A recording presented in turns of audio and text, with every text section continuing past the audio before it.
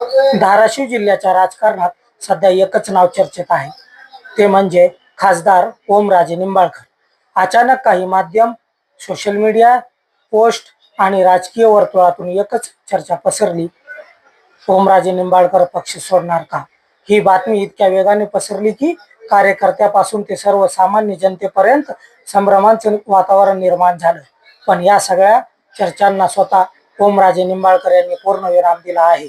माझा कोणत्याही पक्षाशी संपर्क नाही, मी माझ्या पक्षासोबत ठामपणे उभा आहे. इतकंच नाही, ही केवळ अफवा नसून जाणीवपूर्वक रचलेलं षडयंत्र असल्याचाही त्यांनी इशारा दिला आहे. धाराशिवची जनता आता जागी झाली आहे. आता फक्त ती एकच गोष्ट मागते, काम आणि विकास. राजकारणात अफवा येता जातात, पण सत्य नेहमीच ठाम उभं राहतं, अशी भावना ओमराजे निंबाळकर यांनी व्यक्त केली आहे.